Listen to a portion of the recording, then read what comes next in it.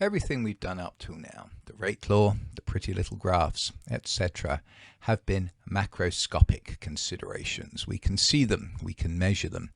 But of course, as chemists, while we are of course interested in the macroscopic scale, we're much more interested in explaining the macroscopic down on the submicroscopic or the atomic level. And that's what we're going to do pretty much for the rest of our consideration of kinetics. Let's consider a nice simple little substitution reaction here in which X moves from A to B. So we can call this a single displacement reaction, we can call it a substitution reaction, anything you want. Okay. Start off, A is bonded to X, and then there's a molecule of B floating around, and we end up with X is there on B and A is devoid of its Xness. Now if we think about the energy consideration here, so we'll plot energy going up the vertical, and I'm not going to get specific about which particular energy we're looking at here, but the energy of the reaction. And we start off with our products here and our reactants there.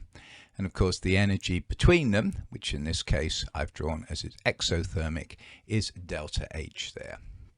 Now kinetics isn't really interested in what we start with, other than that's what we start with. It's certainly not interested in what we end with, other than that's what we're ending with. What kinetics is really interested in is what happens in between. So let's think about what might happen in between. Okay.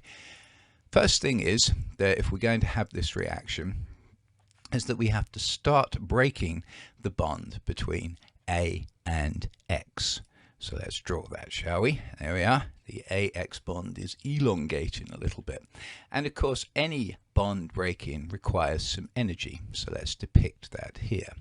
Now, where might that energy come from? Well, the energy comes from the fact that the molecules of A and X aren't just static like it shows on my screen. They're moving around, and as they move around they will bump into things. They might bump into other molecules of AX, they might bump into molecules of B, they might bump into the walls of the container, and if that collision is hard enough it can start providing this energy here. The energy has to come from somewhere. It will be coming from collisions that molecule AX is making. Okay, now a lot of times you get those collisions and the X starts to go away, but there's nowhere for it to go to, so after the collision it comes on back to the A. But should there be a molecule of B floating around in the right place at the right time, then what that B can do is say to the X, come on here a little bit. And the X is going to say, well, I will, but I've got to get a little bit further away from the A in order for that to happen. Okay, and you can see as the X gets further away from the A, then maybe it can start interacting a little bit with the B there, but that's going to require a bit more energy. Okay, so the collision has to be big enough not to start the bond breaking, but to provide enough of a bond breaking that the X can get really close to that B so it can start to say hello to it. Now of course, after this stage, and I'm putting this very simplistically, when the X is kind of midway there between the A and the B, well, we've done the large part of the bond breaking. So now what we're going to do is we're going to have a significant contribution to the energy considerations of bond making. Okay, and of course bond making, as we start to make the bond here between X and B properly, lost the interaction between A and X, so we finish breaking it. Bond making, you have energy coming down. So we had to put energy in to start breaking the bond. We come up here and now we're making the bond here. And finally, of course, we'll make the beautiful finished bond between B and X, and that will take us down to the observed products. Okay, so this little energy profile in here corresponds first of all at this very simple level to breaking the initial bond and then making the final bond. Now this top part here is a very special point, and in our simplistic way of thinking of it, our top part here is this, right? Just about finished with A, really starting with B. We call that point the transition state. Others will call it the activated complex. And so anytime, certainly in these movies, that I talk about TS, I will be talking about the transition state. And the energy to get from the reactant up to that transition state is a very special energy. This is the activation energy. And without that much energy, which has to come from that initial collision, without activation energy, the reaction is not going to happen, because it's never going to get to the top of this little energy cycle here. Now, this sort of picture is called a reaction coordinate diagram. Some people call it a reaction energy diagram or profile. And it's just a way, it's a theoretical way in which we can model the energies associated with going from the reactants to the products. Reactants to products, just going directly, that's thermodynamics, that's delta H. What happens as you go from the reactants to the products, that is a mechanistic consideration, that is a kinetic consideration. Okay, if you think about it just in terms of coming from home to school. You start at home, you end up with school. That's thermodynamics. How you get here. Did you walk? Did you catch the bike? Did you catch the bus? Did you drive? Okay, which roads did you take? That is a mechanistic. How did you do it? That is studied by kinetics. The fact that you were at home and you're at school got nothing to do with how fast you got from one to the other. You're there, you're here, that's thermodynamics. How fast you got here, that is kinetics. Let's have a closer look at the activation energy, shall we? The activation energy is the energy that the reactants need to get over the hump of that transition state so that they can go all the way to the product. So I sometimes relate this to a roller coaster. Okay, you start in your roller coaster, sitting there freaking out. Some people sort of getting ready to squeal and hold their hands up and so on. Well, nothing happens until enough energy is put in to haul you up to the top of that first hill. And then after that, of course, you're screaming, you're freaking, if you're me, you're pooping yourself and so on. You don't need any more energy, but you have to have that initial activation energy to get up to the top of the hump. Okay? It's the energy to kickstart a reaction. Okay? With my little sound effect, and as we said before, the energy comes from the collisions, which can be with the wall of the container, with other molecules. Okay? Now here is a pretty little picture that plots out the number of collisions with a particular kinetic energy to the kinetic energy. Okay, now you have a lot of collisions happening where there's not a whole lot of energy. These are just glancing blows, if you like, going up to where there are some, only a few, that have got massive amounts of energy. Okay, and obviously there is a limit to the amount of energy you can get out of a collision. So this is the distribution of the number of collisions associated with the kinetic energy. Okay. Now, if I put a little line there and I say that that is the activation energy, and I'm calling it activation energy 1 for a reason that you'll see, okay? Well, then all collisions that have the energy over here don't have enough energy to get over the hump. They're less than the activation energy. So what we would see here is that only these collisions here that I have sort of shaded extremely roughly in purple will give the potential energy considerations for the reaction to happen. Now, it doesn't mean the reaction will happen, okay? Because you have to have, in our last example, you have to have some B around in order to grab the X as it's starting to leave, okay? If you don't have any B around, then the bond will sort of break and then it will make again and you pretend like nothing has happened. Now, if we think about a reaction with a higher activation energy, EA2 in red, well, now only those collisions in red would be enough energy for the reaction to happen. So the reaction that would correspond to the red activation energy will not happen as often as the reaction corresponding to the purple activation energy. So that red reaction, all other things being equal, will be slower than the purple reaction. Fewer collisions of sufficient energy for the reaction to take place. Now, if we think about a temperature, because remember we said a long time ago, back in the first movie, that we were going to think about different factors that affected rates of reaction. We thought about the concentration, and hopefully you appreciated how concentration can change the rate. We said when you increase the temperature, you will increase the rate of reactions. Well, let's think what happens when we increase the temperature. The particles will be moving around more quickly. If the particles are moving more quickly, you're going to have more collisions because they're moving around the place more quickly. And because they're moving more quickly, the energy of those collisions on average is going to increase.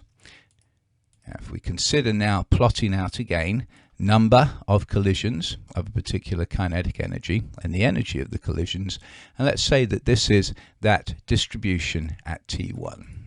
And let's say that that's our activation energy. So which collisions could lead to reaction? And the answer would be these ones in here, shaded there in the blue. Now, if we increase the temperature, what will happen is that we get more collisions up to T2, so T2 is greater than T1, more collisions, okay, so therefore the overall number is bigger, but then the average energy is going to increase. You see how the whole curve not only getting bigger vertically because there's more collisions, it's shifted over horizontally because those collisions are going to have more energy. Now look at how many collisions can lead to reaction. A whole bunch more. The reason that reactions speed up when you increase the temperature is because you are increasing the speed of the particles, which means you have more collisions. Those collisions have a higher average energy, and the more collisions that you have with the right energy, the more collisions that you have that have at least the activation energy, the more reaction you're going to have taking place. Exactly as I said. Of course, anything we do in chemistry is not complete without doing some maths. And the maths associated with the activation energy are expressed in something called the Arrhenius Equation, right? And this gives you the relationship between the rate of the reaction and the temperature. Okay, and it looks like this. It's a rather squalid looking equation, but it's actually rather elegant when you think about it. First of all, you have the rate constant K, what we talked about in the rate law. And if you think, every rate law starts with rate equals K times blah blah blah concentrations raised to the power. Well, back then we were interested in the concentrations raised to the powers, and the rate constant was just an annoying little thing. It was a silly thing because it changed with temperature. But now what we're saying is, let's keep the concentrations at the start, those initial concentrations, constant. Let's not worry about them. Let's worry about the rate constant. And the rate is proportional to the rate constant. Rate equals K times blah, blah, blah, blah, blah. Okay? And so when we're talking about the relationship between the rate and the temperature, we don't have to look at it in terms of the rate and the temperature. We look at it in terms of the rate constant and the temperature, because as we said right from the start, the rate constant changes with temperature. Now, looking at the right-hand side, there's T, temperature, and K. There's our activation energy, which we have to give in joules per mole. There is R, the gas constant, which is 8.314 joules per mole Kelvin. Okay, when we studied gases, we said it was 0.0821 atmospheres, right? Liter atmospheres per mole Kelvin. But I said back then there were lots of different ways to look at the gas constant, lots of different values based on the units. When we use joules per mole Kelvin, 8.314. A is a little constant we're not going to worry about in this particular course, called the Arrhenius Constant. The frequency factor, we can think of that as being representative of the probability that a particular collision is going to lead to a reaction. Much more complicated than anything else we want to think about. Now, for a given reaction, the Arrhenius constant is a constant, and the activation energy is a constant. Okay, something that a lot of students get confused is, well, if the temperature changes, the activation energy changes. No, it doesn't. The activation energy is constant. What changes when the temperature increases is the number of collisions that are beating the activation energy. Okay, for a reaction, activation energy is a constant. Now, if we rewrite this equation using logs, so what I've done here is I've taken the Arrhenius equation and taken the log of both sides. So I get log of K on the left-hand side, log of A, and then of course log of E just wipes them both out, so I get minus EA over RT. And this is one of those fun graphing things.